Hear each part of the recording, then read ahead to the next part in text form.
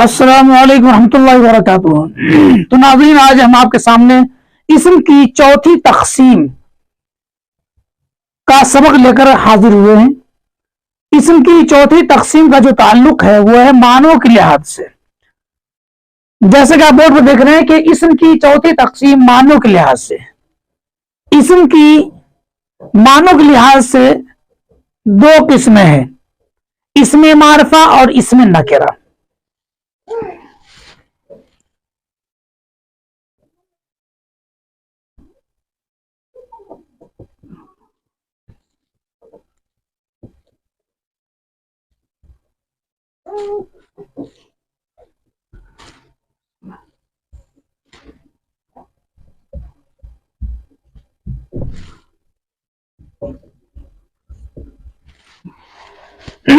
तो ये हमने आपके सामने में इस्म की मानों के लिहाज से दो किस्में लिखी है।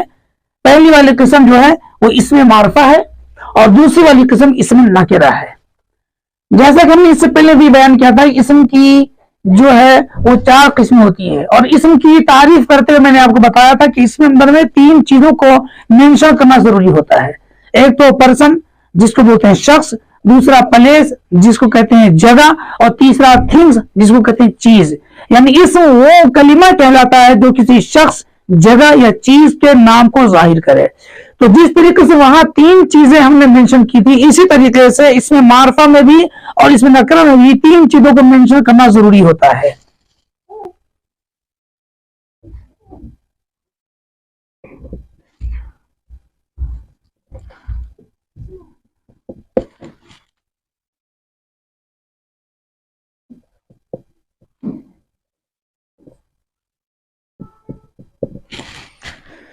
ये हमने तीन चीजों को मेंशन किया है। अब हम इसकी तारीफ यूं लिखेंगे कि इसमें मारिफा वो इस्म कहलाता है जो किसी शख्स, जो खास शख्स, खास जगह या खास चीज के नाम को जाहिर करे।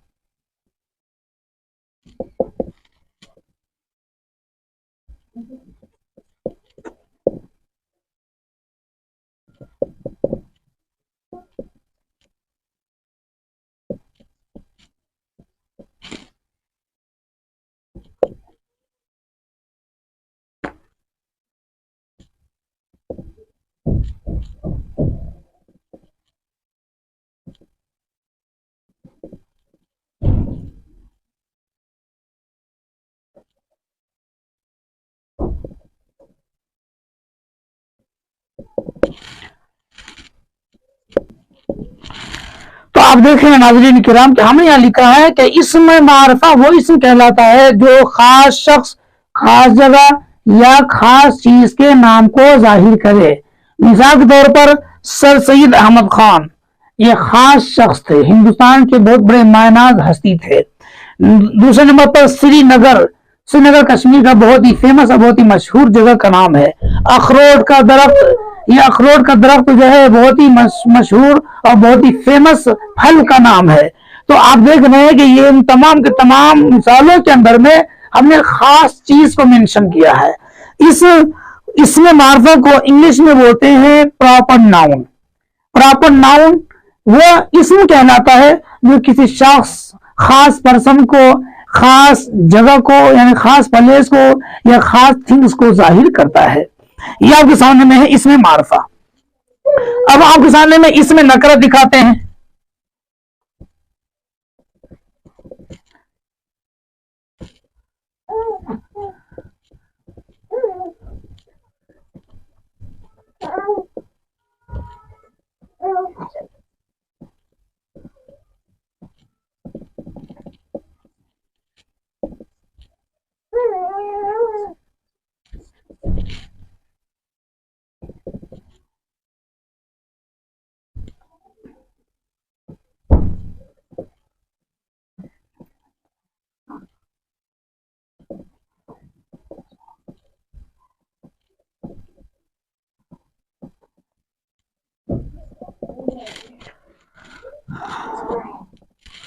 तो नाज़रीन किराम हमने यहाँ लिखा है इसमें नकिरा, मारिफा हो चुका भी इसमें नकिरा।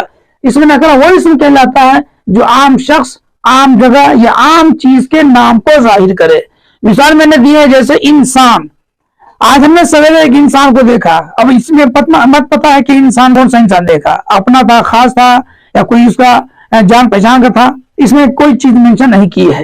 اسی طرح ہم نے لکھا صحت افزا مقام. آج میں صبح سویرے ایک صحت افزا مقام پر گیا. اب صحت افزا مقام سے بہت سی جگہ ہیں، گلمرگ ہے، نشا شالیمار ہے، کوکر ناگ ہے، ویری ناگ ہے، چبل وغیرہ وغیرہ ہے. تو اس میں کوئی بھی جگہ منشن ہمیں نہیں کی ہے کہ کس صحت افزا مقام پر گیا تھا. ایسے ہی میں نے لکھا درخت. صبح سویرے ایک شخص نے درخت کو کاٹ ڈالا. اب اس میں درخت کے بارے میں مینشن کیا ہوا ہے ہی نہیں ہے، اس میں ظاہر نہیں کیا گیا ہے کہ کون سا درخت کاٹ ڈالا، کیا وہ پھلدار درخت تھا یا بنا پھل والا درخت تھا، کیا وہ چھوٹا درخت تھا یا بڑا درخت تھا، یعنی کسی قسم کی چیزوں کو مینشن نہیں کیا گیا ہے. لہذا یہ سب کے سب مثالیں دیکھ رہے ہیں، یہ سب کے سب مثالیں اسم میں نکرہ کی ہے.